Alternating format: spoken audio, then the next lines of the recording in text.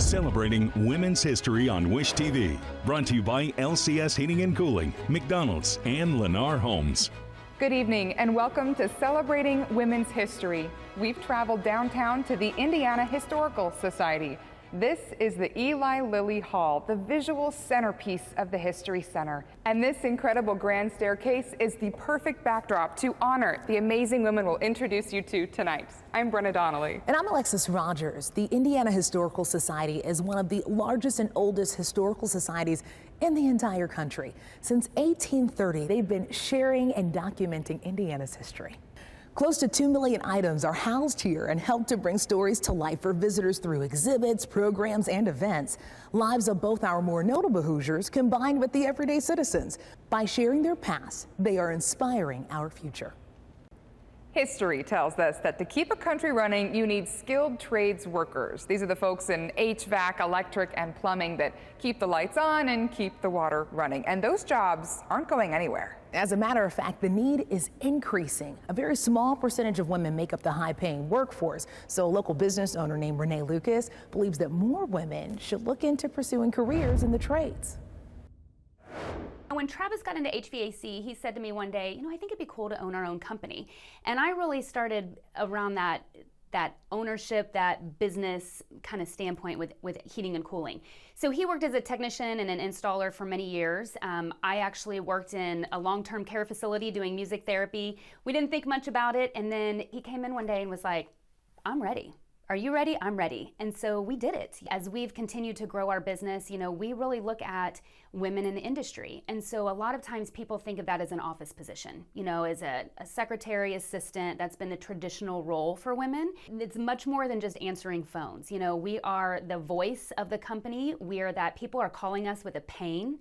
And so we are that person that's taking care of them, reassuring them that we're going to get their home comfortable again. There's a very small percentage of women that are currently in the trades, and that's growing. And so we encourage women to look into trade school, especially if you feel mechanically inclined, you like to be outdoors, you like to be somewhere different every day. We're talking about heating and cooling, electrical, plumbing, construction, so it's not just one industry that we're talking about as well, and they're all growing. One of the ladies that's here at our company, her name is Corey, and she came to us a little while ago. She's actually the fiance of one of our installers, and she came to us and said, I really think I would like working in heating and cooling. Do you think you have a position for me? We discovered that she enjoys working with her hands. She has a love for being outside and just on the go. So we looked at a maintenance position for her. We got her the training that she needed. It's the same training that any of the guys go through. She's been with us for almost a year doing maintenance in the field, so that service on air conditioners and furnaces. And we get compliments all the time, especially from women in the home who say, oh my goodness, I've never had a female technician. This is so cool. It keeps me very active. I go from place to place. I don't just sit in one spot all day. I get to see other people, and I also get to help other people out. It is awesome. It is not just something a man does. A woman can do it too. You just got to set your mind to it and wish them the best. One of my favorite memories from being a female in the industry, I was on the phone with a homeowner, and Travis had provided her a quote for a new system at her home, and she had a lot of questions. And I was answering her questions, and Travis happened to walk in the door, and I said, hey, Travis just walked in, let me get him. And she was like, oh no. She was like, you're doing fine. You're answering all my questions. And it was at that moment that I was, really thinking, wow, I can, we are definitely in a man's world, but I can do this. I know these answers. I'm confident with the heating and cooling in homes and everything that I've learned. I can do this. And if I can do this, any other woman can too.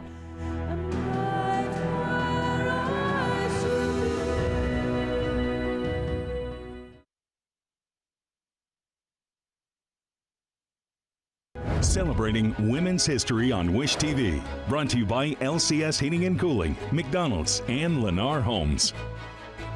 The You, Yes You project works to connect incarcerated fathers with their children and provide resources to people across the state. News 8's Alexis Rogers spoke to the executive director, who's working hard to build stronger relationships between father and child. Building relationships between fathers behind bars and their kids is really hard work. That's what it's all about for Erica Sanders. She is a proud North Central graduate, and she says because of Women Helping Women that she has not only helped hundreds of families, but especially those dealing with this journey of incarceration and parenting. It's not uncommon to see Erica Sanders and Dr. Kristen Doss like this. I'm happy I could do it today, and it's eagerly brainstorming ways to impact the lives of incarcerated fathers and their kids. Sanders is the founder of the USU Project. Doss is the chief medical officer for the Department of Corrections. Really didn't know what we were in store for, how great it was really going to be. But later on, didn't we find out how big and how great this was really going to get. What started in 2014 as the first daddy-daughter dance to take place inside of an Indiana correctional facility is now a training ground to strengthen Indiana families. When I followed up with the fathers who participated in that dance, was that there was so much more of a need than just dancing with their daughters. Sanders is a mother of two, a wife and a daughter, all experiences that helped her recognize a serious need in Indiana prisons and the complexities that were not being addressed. My dad was around, but he wasn't integrated in my life, and so I've always understood that uneasiness, that brokenness that comes with not having a father in your life. But on the other side, I also know from a father's perspective that sometimes you have all the tools to be a great dad, you just don't know how to put them together. Her work caught the eye of Dr. Doss. And from that moment, I immediately reached out to Erica and said, how can I help? You have to consider that the majority of the people who are in the Department of Correction now will be out within a year. And so what we want to do is make sure that these folks who are coming out and who will be our neighbors have the skills and the tool sets to be great men and women in their communities. You could probably quantify one father with, I don't know, maybe 4 kids, right? And so maybe 30 fathers is really, you're helping like maybe 200 individuals, 200 families that you're helping put together. An undeniable impact that has the potential to grow. This is a photo from what I made at the father-daughter dance. Me and my father and my sister danced together. It was pretty. Sanders and Doss agree they're stronger together. All the men who have participated in USU to date, none of them have returned to the Indiana Department of Correction, and that is huge. Sanders continues her mission in uplifting others. I had to get it. Especially those who help further her project. Thank you, Erica, and thank you, USU program, for changing my life and making me a better man. Ultimately, setting more Hoosier families free. Sanders has goals to continue partnering with DOC and expanding this program to multiple facilities all across the state. Even in the midst of the pandemic, they had 30 fathers participating. They'll continue their events and training.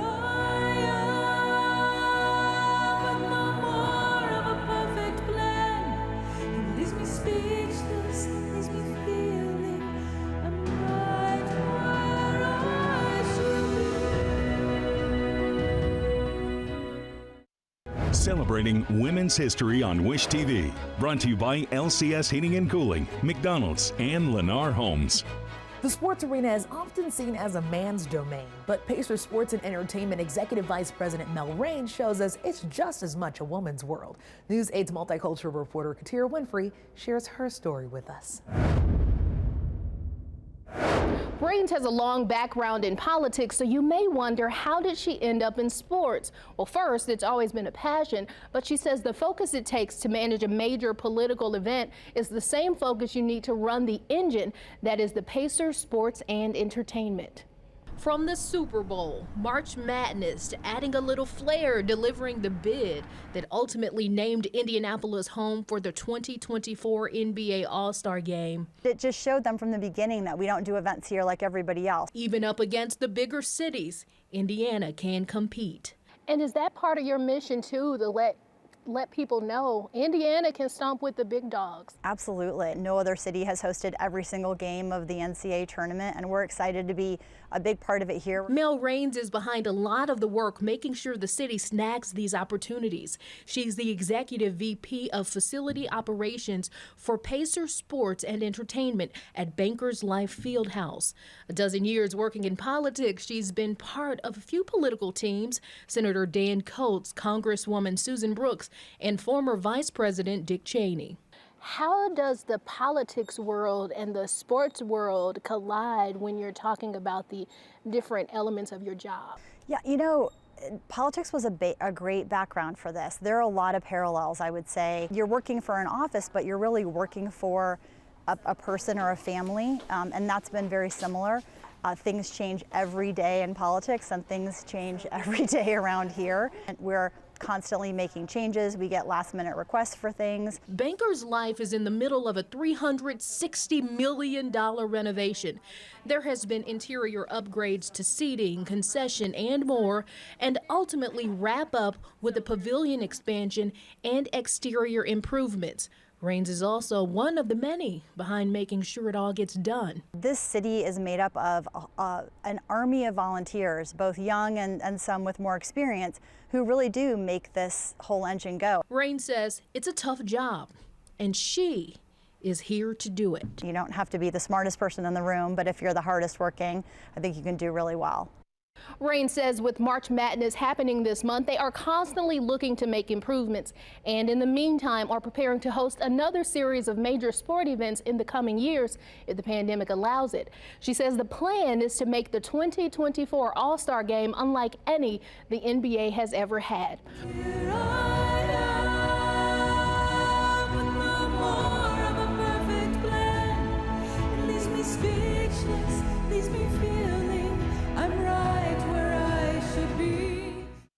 Celebrating Women's History on Wish TV. Brought to you by LCS Heating and Cooling, McDonald's, and Lennar Homes. One woman is pushing for change in the Latino community. She serves students in Indianapolis, but also in the broader academic world. News 8's Camila Fernandez has more on her history-making story. Angela Brito de Rodriguez moved from the Dominican Republic to the United States with her parents when she was a child. Rodriguez says her parents wanted her to have a better education, but growing up as an Afro-Latina wasn't easy. Now she says she's taking these lessons from the past and is making a positive impact on others. Urban Act Academy Assistant Principal Angela Brito de Rodriguez is passionate about many things. She not only loves her job, she's also paving new paths for Latinos in Indianapolis. We're really excited to see Latinos be empowered on a citywide level, to be able to have city departments that are intentionally thinking about how to best engage Latino citizens. She's been a member of the Mayor's Latino Advisory Council since 2017, focusing on community outreach, leadership development. And also just really excited to be able to see a new generation of Latino leaders to rise up and be able to advocate for needs. But her journey hasn't always been easy. She moved from the Dominican Republic to Ohio with her parents and her brother when she was 5 years old. She says her parents wanted their kids to have better education. During your time in Ohio, what was the biggest challenge that you faced? When I would speak to other Latinos, they wouldn't really know what to do with a dark-skinned Latina. I would speak with my American classmates. They didn't know what to do because I was Hispanic, but I didn't speak English with an accent. So it was a lot of just navigating different circles all of the time. She says her teachers and guidance counselor not only helped her navigate this challenge, but they also gave her resources for scholarships. While my mom was a nurse and my dad was a part of the National Athletic Association in Dominican Republic, they came to the United States and had very different jobs. So the notion of being able to pay for college was going to be a struggle. So those scholarships were game-changing for me. Now she's hoping to make a positive impact on her students at Urban Act Academy, serving kids in grades K through 8. Being able to have access to those opportunities and people who believed in me, I wanted to be able to provide something similar for my students. What would be your message to little girls or young women, who are pursuing their dreams or just wanting to reach their goals? So for those that are working hard to chase their dreams, just because things are hard or discouraging doesn't mean the dream is dead and your journey is over. This means that you might have to step back, relax, reset, and go back at it again. Rodriguez tells me she's excited to see Latinos be empowered on a citywide level. She adds she can't wait to see a new generation of Latino leaders to rise up and become leaders in their community.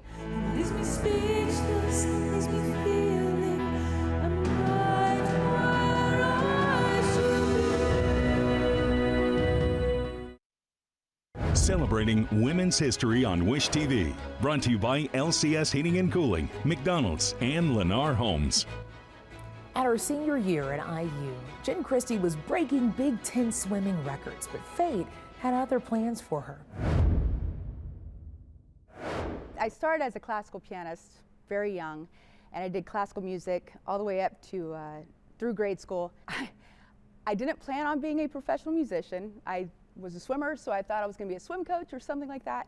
And then I sang the national anthem at an IU basketball game, and John Mellencamp was in the audience. He approached me afterwards, and then that followed to immediately being in the studio with him to record his next album, which was Cuttin' Heads. So I went on tour with him, and I got bit by the entertainment bug, because the first time I'd ever seen a concert, I was actually on stage with Mellencamp. I had never been to a concert. 18 months later, I found out I was pregnant with my daughter, taking about 9 months off, and then started right back into it and started from the ground.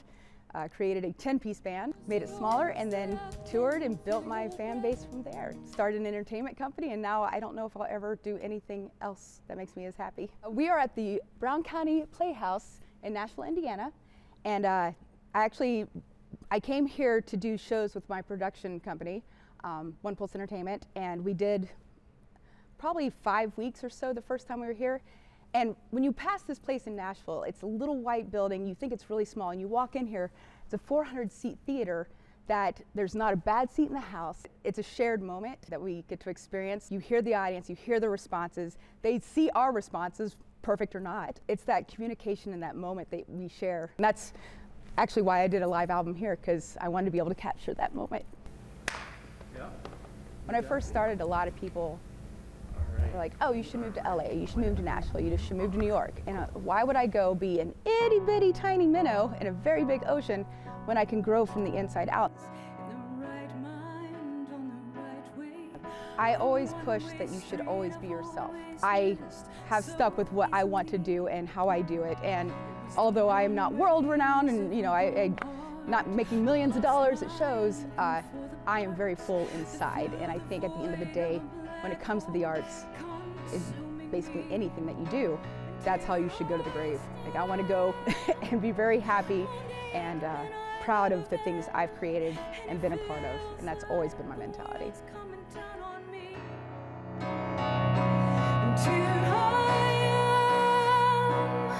No more of a perfect plan. It leaves me speechless, leaves me feeling I'm right where I should be.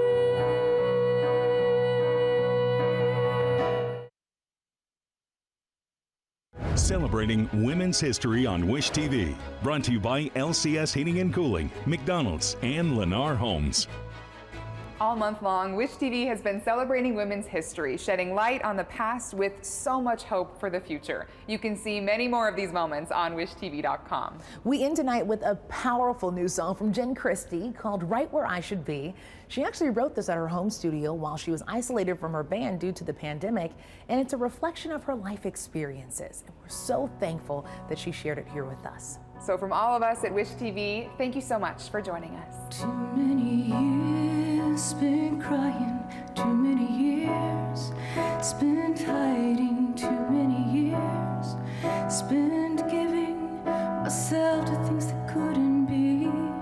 Too many years not laughing, too many years wishful thinking, too many years not wanting, the many years I haven't seen, and here I stand, more naked than I've ever been, and it feels like the world's coming down on me,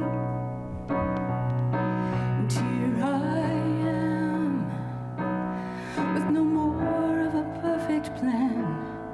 Leaves me speechless, leaves me feeling I'm in the right time, at the right place, in the right mind, on the right way. The one-way street I've always missed so easily. It was the wrong ways of a wrong heart, the lost mind looking for the parts that fill the void of a black hole consuming me. And here I stand,